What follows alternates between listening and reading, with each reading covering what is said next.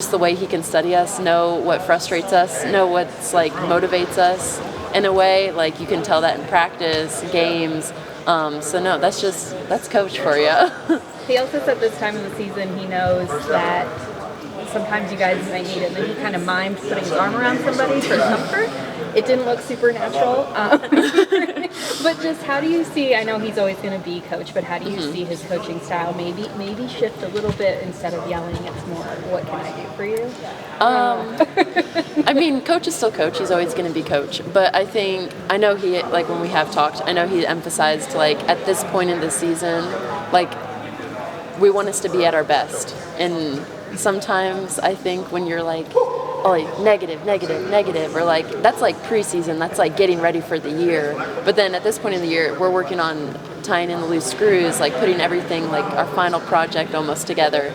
And so I think him kind of knowing that and like being there, he's obviously still going to get on us because that's what he expects. But knowing like this is a time where we need to have our best energy, like our best product out there. So I mean, that's kind of like how he approaches it. You guys represented out west for your second straight year, but UConn's third straight year out west. Just do you have any opinion on having these two-side regionals, and a lot of them are East and West Coast? I mean, I'm just excited. I mean, we're not even going to worry about that till we get there. I think it's kind of, they pick the most random cities to me ever since I've been here, so I'm just like, oh cool, Spokane. But yeah, no, I think that's kind of like a step we're going to worry about when it gets there. But I mean, you don't get to choose where you go, you don't really get a say or anything, so you just kind of accept it and then acknowledge it and then get there. Spokane. Oh, Spokane. Yeah, no, you're fine. This might be kind of cliche, but I think sometimes it gets lost when we're with you guys every year and we expect to be here. But just what kind of joy is there in this time of the year? Not just heading into game one, just in general, this time of the year in the locker room for you guys? I mean, it's everything. It's everything that you've worked for the entire season, and it all builds up to this moment. Coach points out that throughout the year there's 3 championships.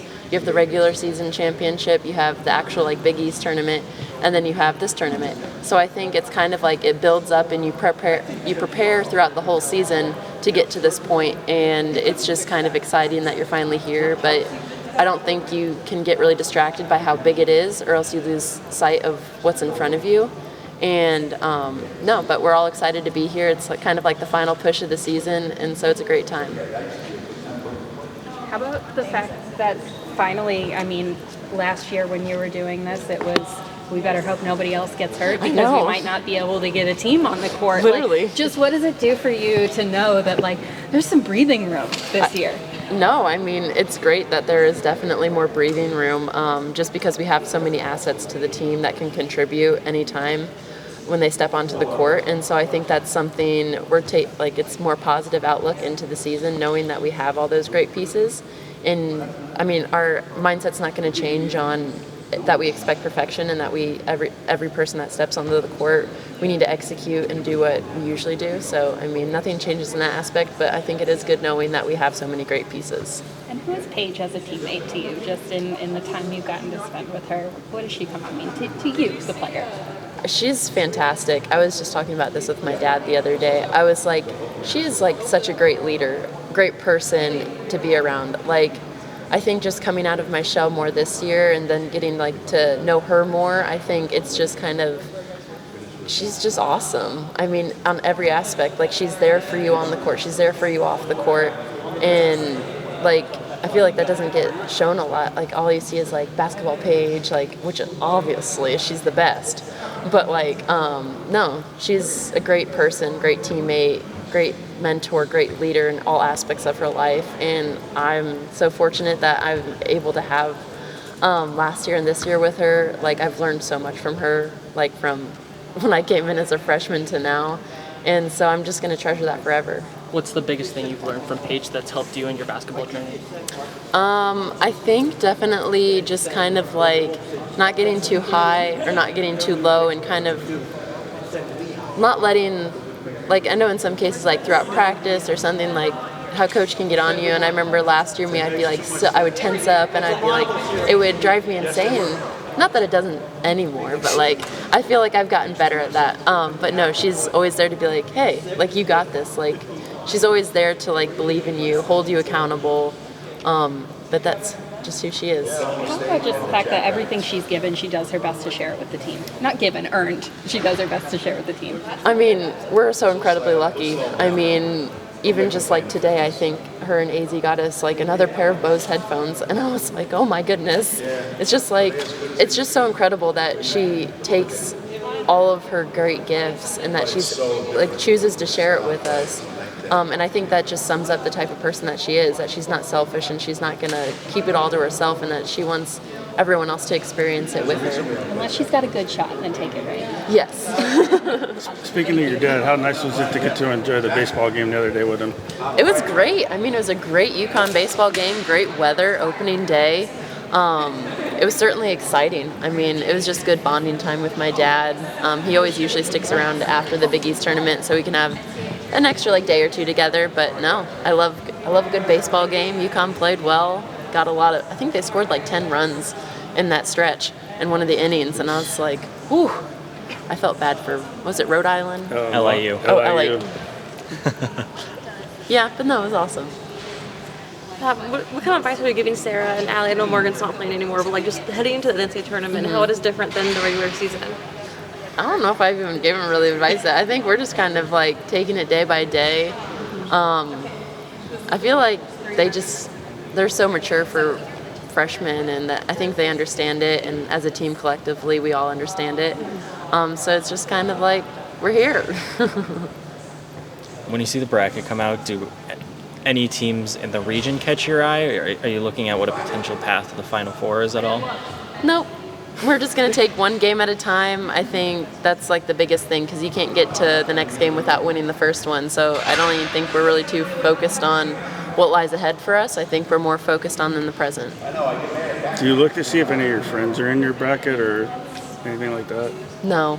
I'm more concerned about what we're doing than looking ahead at other games or stuff like that, because that's all that matters at this point in the season. It's everyone you huddle up with, everyone you're in practice with. Like that's what matters at that moment and every time you step onto the court. That ability to stay present, is that something you've learned since being at UConn, or did you kind of come in with that ability to stay where your feet are? I think it's something that you kind of like learn throughout your basketball career, like through high school, going through state tournaments and stuff. But I think more than ever, it's now emphasized and kind of like means more, just because of how big the platform and how big the stage is, and really emphasizing that that's really important this time of the year, because we might have one game, we might have 6 games, you never know. And so I think that's just kind of like you are in the moment, and when you stay present in the moment, I think that's when you're at your best and you're like most, like your head is most clear. And that's a lot easier said than done, but like, what does that look like for you of staying present? Just kind of like taking each day at a time, one practice at a time, focusing on what I need to accomplish as a teammate and individually each time I step onto the court, and just making sure I stay connected with my teammates and just being ready for anything. How excited was Caitlin about seeing Princeton come up there? She was very excited. We were all clapping for her in the kitchen when we were watching, because I think she told us that she was going around telling everyone that they weren't going to make it, but then they ended up making it, and then we were all like, awesome, like that's fantastic for them. But yeah. Has Ainesh reached out at all about you guys maybe going to Spokane? Not that I know of yet, but we were talking about that. We're like, oh, she'll have to visit us. And I was like, I don't know what really Gonzaga's up to, if they're in the WNIT. Or, That's true. But I mean, that'd be awesome if she would come out there and see her. I mean, we miss her. She's awesome. Coach was kind of... Okay, fine, I'll go. Coach is kind of saying how it's 9 p.m. on a Sunday, and by 9 a.m. on Monday, we'll know a lot more about Arkansas State. Can you kind of talk about that overnight preparation, or is that something more that the coaches do than the players? I think that's definitely more the coaches. I think we show up and we're ready to learn, ready to focus on and lock in on that specific team, but definitely the coaches, that's their specialty. They love to do all that stuff. But no, I think we kind of approach it. They get everything prepared for us and kind of like watch film and do all of that fun stuff behind the scenes. And so then we come to practice ready and prepared. like at Big East Media Day, you were saying that defense is like the biggest thing you improved on over the summer, and it seems like every time you and KK come off the bench to the game, you guys are like the Energizer Bunny. Like you really just light a fire under your team. Can you just assess how you played defensively this year, and is there anything you need to like patch up for March Madness? No, I think that's a great point. I think especially that's been like kind of like the coaches have really emphasized that with me and KK. When we're coming off the bench, you want to come into the game, you want to bring energy, you want to be that spark and change the game. Because if you're coming in, you have to do something. If you come in and don't do anything, then what's the point? So I think definitely me and KK have really worked on that this season, and I think we really enjoy kind of that role, kind of being like, hey, we can come in, we can like create some chaos almost in a sense. But no, it's been great stepping in that role. I think every day in practice we're working on just like fixing those tight ends, listening. Obviously, nothing's going to be perfect in a game, but if you can control what you can control and know where you need to be, I think that's the most important part. Thank you, Ash. Thanks. Thanks, Scott.